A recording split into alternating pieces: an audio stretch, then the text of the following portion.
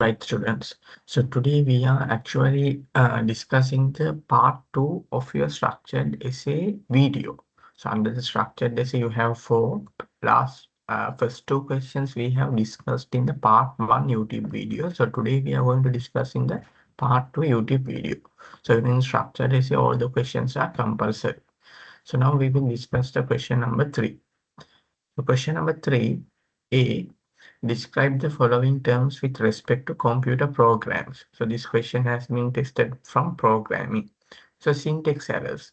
So you know guys, syntax errors means what? It's very easy. So when writing programming, we have already learned what is syntax error, right? So let me also show you what is a syntax error now. All right. So it is normally the grammar of the program is not correct, right? Or else use of incorrect programming language rules. So if you write any of these two, you will be getting the marks, right? So if you are using the second, important things to be in your answer is incorrect programming and rules. So use of incorrect programming language rules. So that is syntax errors. So then what is logical errors? So logical errors means, students, it is the logic of the program is not correct. So imagine you want to find the sum of three numbers, but you are without adding all three numbers, you are dividing. So the logic of the program is not correct, or the flowchart flow is not correct. Or else you can say program gives incorrect or unexpected or no output. That is also fine. So one, if you write okay. Now look here. B, a Python program is required to accept a collection of integers from the keyboard. So they are going to get some integers from the keyboard and to print the sum of all the even integers. So they are going to print the sum of even integer values. Thus far, when the user enters a negative number, until the user enters a negative number, the loop is going to run. What should be the output if the program, if the five integers is 1, 2, 3, 5. This is the first four and last one is minus 1. So minus 1, what is the purpose of minus 1? To end the loop. Are input separately. So addition of even numbers now very easy, no student. So 2 is a even number, 3 is not even number, 5 is not even number, 1 is not even number. So what will be the output? Sum of only one you have, so it's going to be 2. Very easy. Right. That is 2. So if multiple outputs are given, you will be not given marks. They're asking the sum. No? So one answer.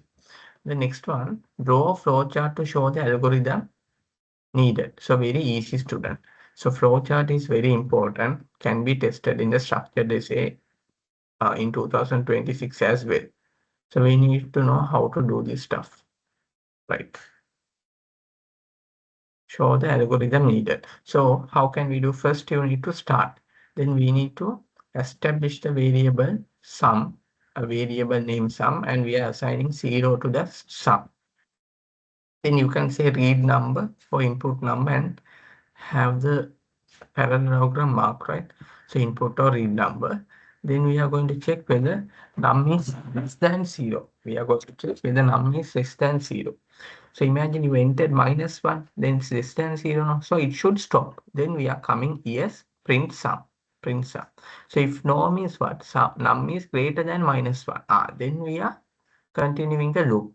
So we are going to check num mod 2 equal to 0. So we are going to check if the number is divided by 2 and checking whether the remainder is 0. If the remainder is 0, yes, we should consider that as an even number and take it to the summation. So sum assignment, whatever the value inside the sum plus number. Sum assignment, sum plus number. Right? So what is the value current inside the sum? 0. So 0 plus any number the user enters. For an example, we'll imagine 5. User enters 5, then 0 plus 5, 5. So 5 will be assigned to the variable sum now. That's how the logic works. Right? Sorry, sum 5 is not an even number, no? So So we'll imagine 4. Because 5 divided by 2 remainder is not 0, no, my dear students, we'll imagine 4. So then the answer will be what? 4. If the user, imagine the next number the user enters 5, then what will happen? Then read number 5, num is less than 0, not less than 0. So num divided by 2 is the remainder 0? No, no, 5 divided by 2, remainder is not 0. Then what we are doing? We are not increasing the sum because it is not an even number. Directly we are asking to input the next number. So that's how the logic works. And once -1 is entered, imagine -1. So -1 less than 0. Yes. So what is inside sum? 4. 4 will get printed. So that's how the logic works. So very easy. Next one. Write down the required Python program. Okay. So here, how can you write the Python program, student? So as in the flowchart, you can write it conveniently. So first of all, I am assigning a variable total assignment 0. Total assignment 0. So what is the purpose of it? Starts a counter at 0 to start the running sum. Right? That is the purpose. So while true, what's the purpose? Keep looping forever. It is going to loop until the code explicitly says to stop. So until we say to stop, it will be running the loop. Then see, we need to keep indentation. So I assignment, another variable is assigned as I assignment integer. We are converting the number which the user inputs to an integer. So I assignment integer input, enter an integer. So what is the purpose of this I assignment input, integer input? Ask the user for a number. Ask the user for a number. That's why we have integer to convert it. So here, if I is less than 0, break. So if the number is negative, stops the loop right here. Yes, but this is very important logic, my dear students. Please carefully. Please listen carefully. If I is less than 0, what will happen, my dear students? If I is less than 0, what will happen, my dear students? What will happen, dear students? If I is less than 0, then break. Break means it will come out of the loop. It will come out of the loop. Then out of the loop, what do you have? Print. Whatever inside the variables are, sorry, whatever the value inside the variable total, it will get printed. It will get printed. So that's how the logic is working. So without saying, yes, that's how the logic is working. I hope that's clear. Let me explain more. Don't worry. Don't worry. Right.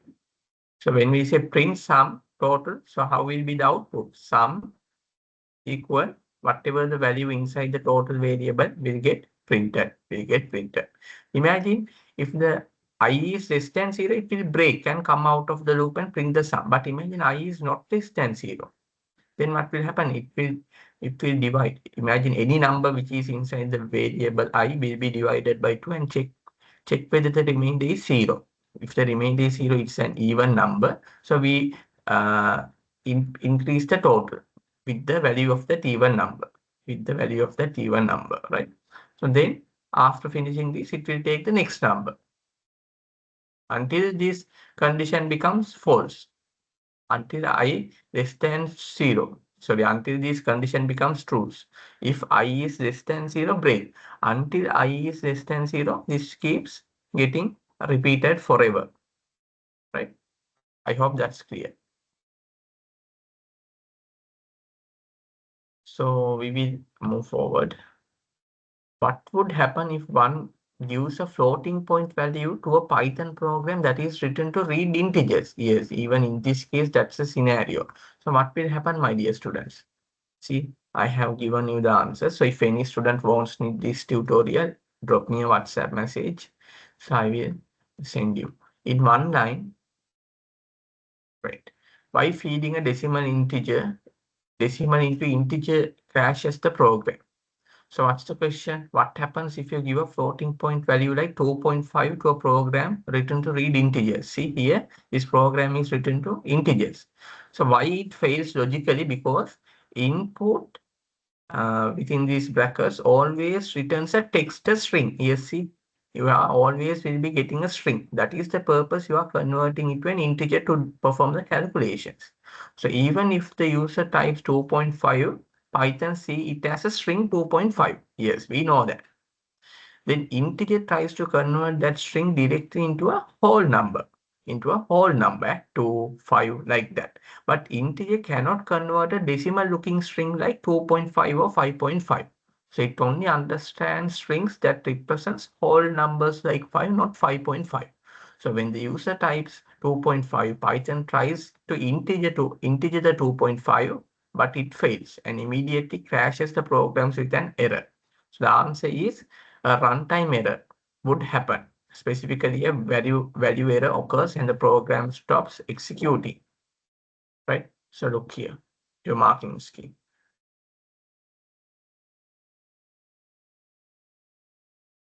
So here the coding is there in your marking scheme. Refer that. So see, a runtime error, an exception, or value error, or an error happens. Right?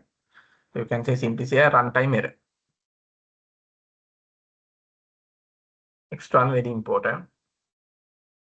On the process of a computer, the following sequence the following sequence of execution occurs with respect to two processes, P0, P1, and the operating system. So very important process management, memory management, file management. I have included videos of process management and file management in YouTube video. Please watch if you are not, if you don't have proper clarity. So what is happening operating system? Always the processor can only process one process at a time. Remember that. That is very important. So operating system is processing process 0. Next, it's going a context switch and processing the process 1, stopping process 0, then again process 0, then again process 1. It is switching. So running, blocked, and ready are three states of a process. We know that.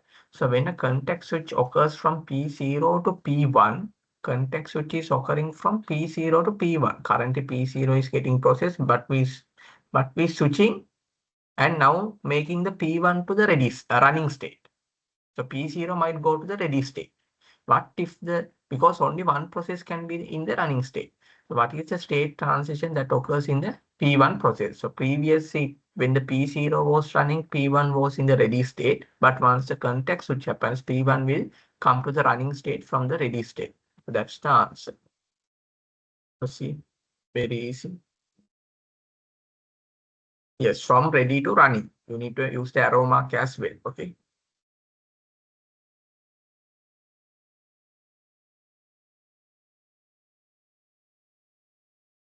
Right. So next one, when P0 is given the chance to run for the second time. Now here, first of all, P0 is getting processing now, student. So once it getting processing, some instructions may be already processed. So next time when the CPU is processing, it should not start again from the scratch. It should start from where it stopped. That's the next question. When P0 is given the chance to run for the second time, what mechanism helps it to start execution from where it previously stopped? Very easy. Now, what is that? That is, so look, is due to process control block. So when P0 stopped the first time, the virtual memory address of its next instruction to execute was stored in its process control block. So you need to write a clear answer with like this, small para. So when it is given the chance to run again, this address is retrieved back from its process control block to execute that instruction. So it is not starting from the scratch again. It is starting from where it stopped. That is what. So please give the answer like this, okay? Right. Next one. With respect to efficient processor usage, what is the benefit of sending a process to its block state? So main thing of this process management, the CPU, the processor can only process one process at a time. So they're asking what is the benefit of sending a process to its block state? Now imagine there is a printer, but there is no printing papers. The purpose of the process is to make the print. But then this process will be idle. Process will be idle. Why? Because the CPU, sorry, because the printer doesn't have printing papers to make the print. So when the processor is just, the CPU also will be idle. But you know, many processors are waiting in the ready state in the queue. So then we can send this process which is idle on the CPU to the block state and allocate a high priority process to the CPU or whichever is in first in, first out to the CPU based on first in, first out or priority basis. That's the purpose. So then you can see the answer clearly. To allow the CPU to run other ready processes, because CPU can process only one process at a time, we can't waste its time. Instead of wasting time waiting for slow IO operations, input output operation to complete or other resources to become available. So you can run the other ready processes. That is the benefit of sending a process to its block state. Perfect. So what is the main reason for swapping a process? So first of all, let me just let you know what is swapping. So main problem is RAM is limited. It has limited storage. But an operating system often has to run more processes than it can fit the RAM at once. So the logical solution is the operating system temporarily moves an inactive process out of RAM and onto the hard disk. Part of the hard disk is called as a virtual memory. So virtual memory is actually a part of hard disk into an area called virtual memory or swap space, freeing up the RAM space for a process that actually active and needs to run right now. Later, when the swapped out process is needed again, it can brought back into the RAM. Yes, because the CPU can directly access only the RAM. Swap back again, back in.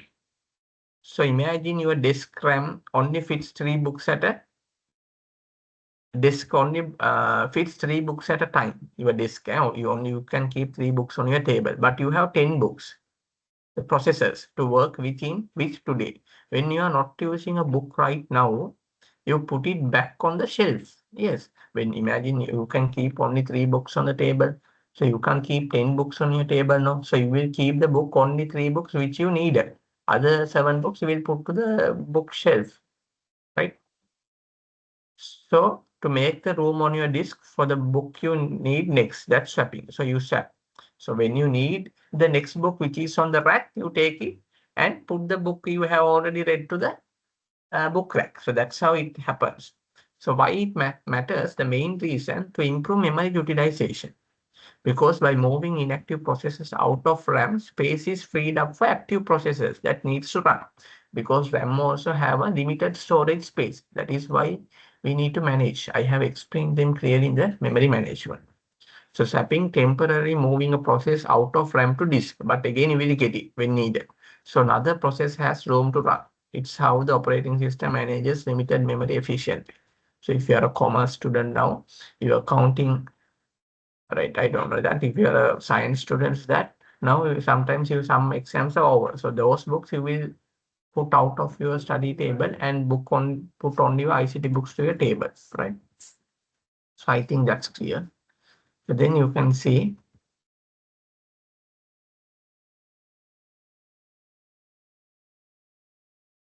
So read the question. Benefit means you need to answer like this thoroughly, not just improve CPU utilization. You will lose marks. Only partial marks will be given. So you need to give the full answer like this. Right. Main reason for swapping is what? To improve the memory utilization by moving inactive processes out of RAM to make space for active ones or to provide memory space for another active process. Right? Because space is limited now, so we need to manage. So you need to write this answer. Right. Next one. Very important question. Here they have tested. Right, listen carefully. I have done this, the calculations and explained this memory management A to Z in our YouTube video. You can watch it. Right, if you think you are not confident. Right. So memory uses 16-bit virtual addresses. So 16-bit virtual addresses are used by a computer. Right. So 16-bit. I will come here. So we will break it into two. This side will have the virtual memory. This side we have the physical memory. Physical memory.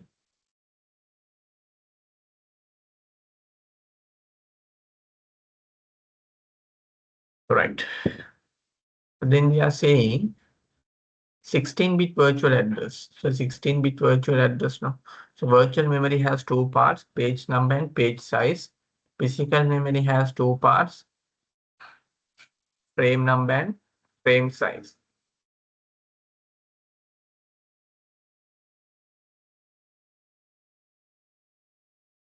Right.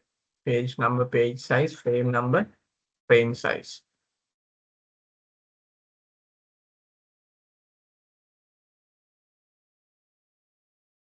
page size.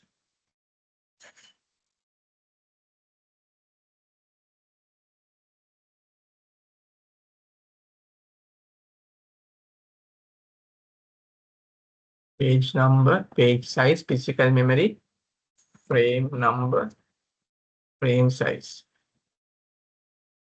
So ICT is a very logical subject. You can see in very easy. Frame size. Now they are saying 16 bits virtual address. So here you have 16 bits. So another important thing you need to remember, page size is equal to the frame size. Very important. Page size is equal to the frame size. Highlight and keep. Page size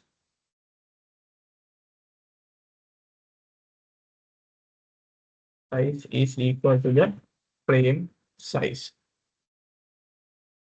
So then they are saying 64 KB physical memory. So physical memory is 64 KB. So you need to convert it into the bits. You need to convert it into the bits. So 64 KB, very easy.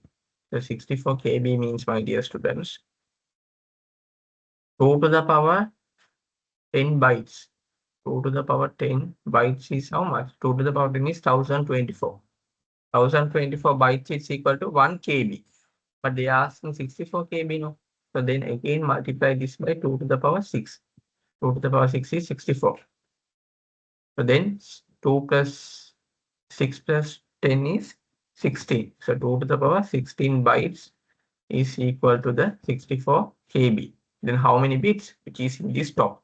So here also 16 bits. Here also 16 bits. Easy. All right. And a 4 KB a page size. So page size is 4 KB. So convert 4 KB to bits. 4 KB, no?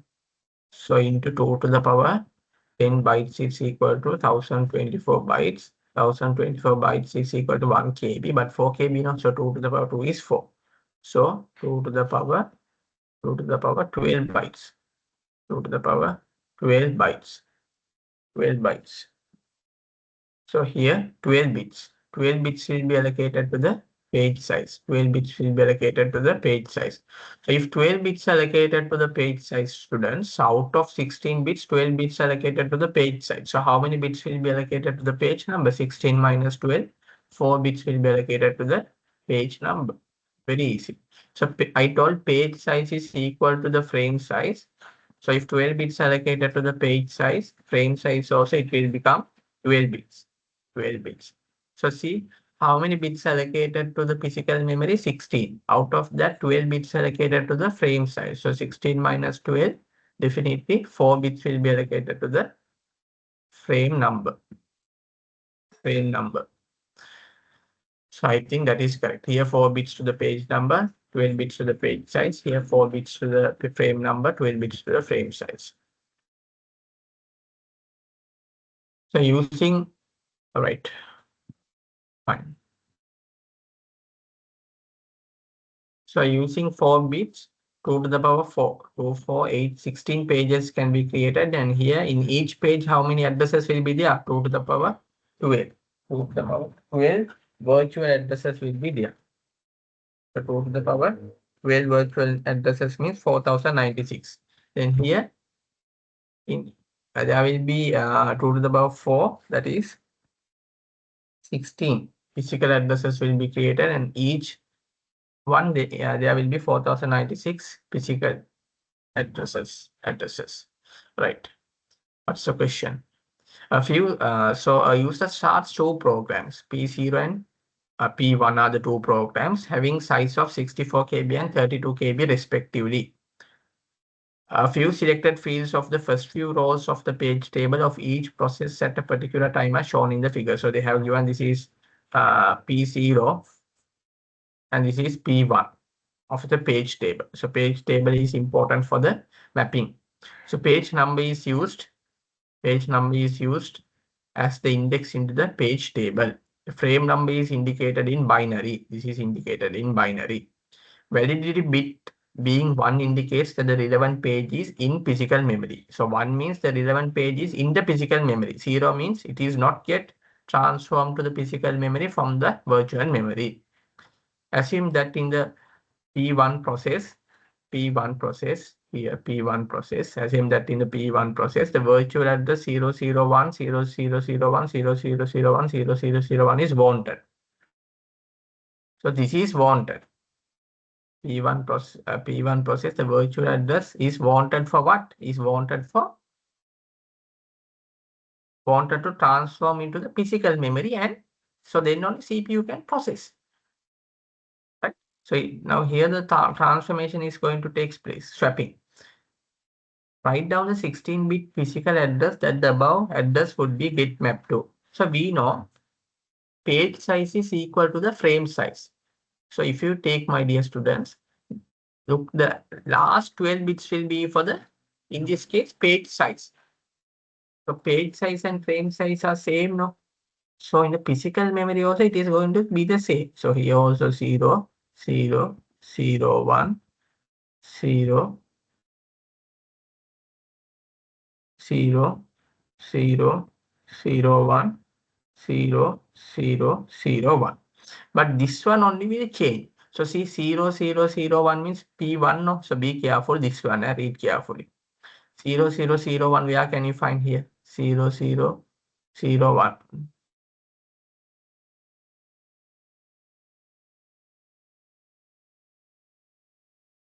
Sorry. This is given in binary. So here is 0, 0, 0, 1. Once you convert it to decimal, that is 1. Page number 1. So page number 1 will be getting mapped to which frame? It is getting mapped to frame 1001. 1001. Right? Then it will get mapped to 1001. But all other things will be the same as in the virtual address. So I hope that is clear. So here 001, you need to convert to decimal and see here what is the page number. Then relevant page number is getting converted to the frame number. Right. So the answer also, I think, the same. 1001, 1001, 0001, 0001, 0001, 0001. Perfect, no?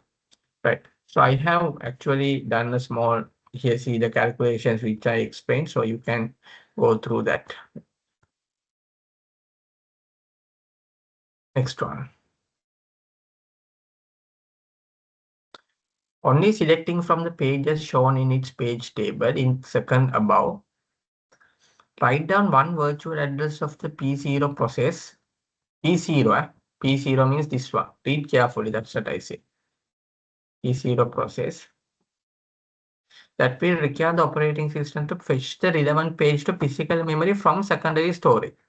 What's the scenario? That means not yet transformed to the physical memory. Then which two will be the answers? 0, 1, 1, 0, 1, 1, 0, 0. Any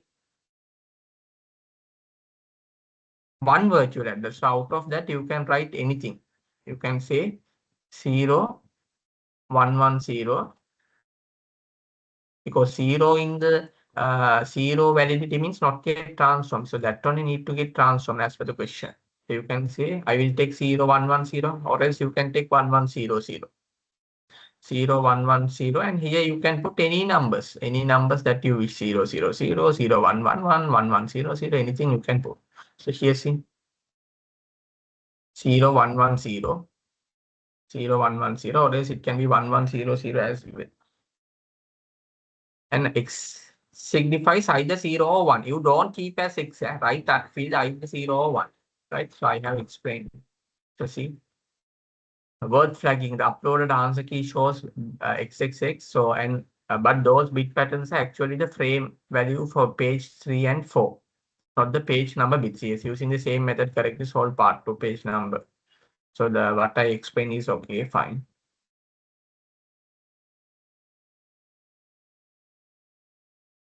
Yes, the offset last 12 bits can be anything since it doesn't affect the page is selected, right?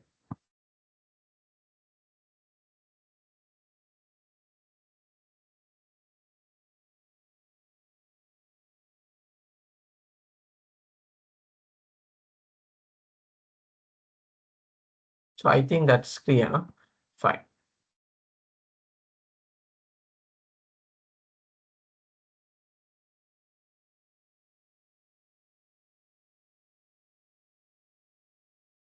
So let's move forward.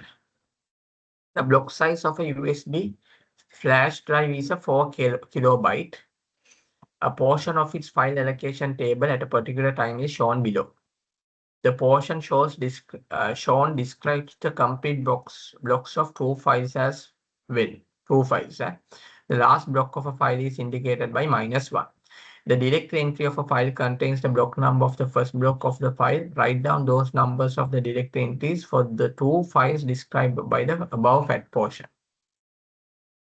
So they're asking the directory entry of a file contains the block number of the first block of the file. So write down those numbers of the directory entries for the two files described by the above fat portion. So there are two files now. So this is very easy. So what you can do, so think of a USB drive as divided into fixed size blocks, here 4 KB each, numbered like block 100, blah, blah, blah. So here reading the given flat, block 100, see block 100's next block is 102. Next block is 102. Blocks 101's next block is 103.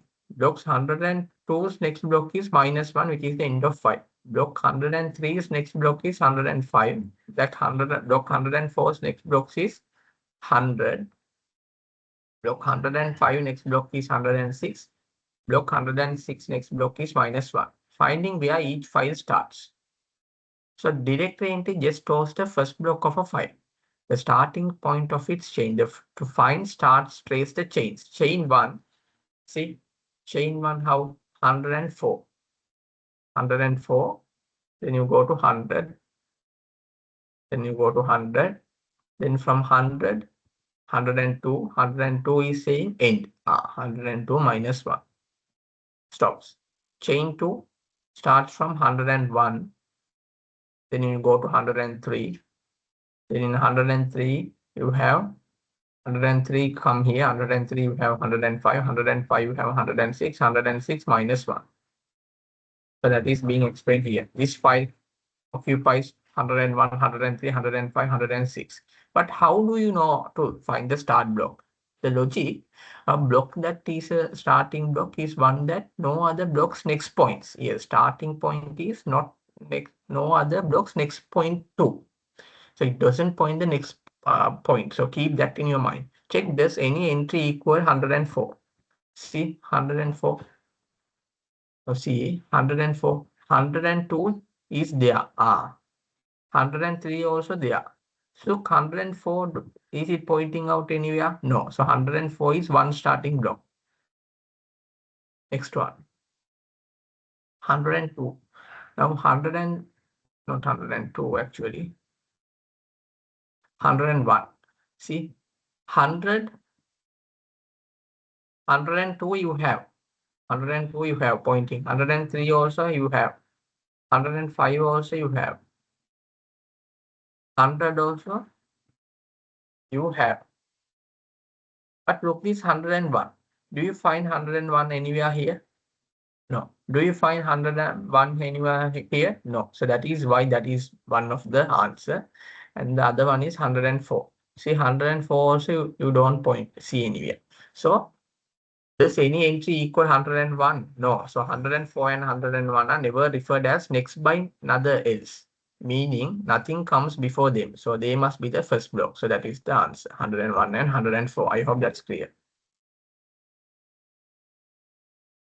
The next one, the file allocation block size, example 4 kilobyte, must be carefully chosen. Give one disadvantage each of selecting a small block size and a large block size. Very easy. So students, what happens, why block size choice matters? For an example, the core tension, every file size get rounded up to a whole number of blocks, no matter how small the leftover is. A block can't be shared between two files. So small blocks means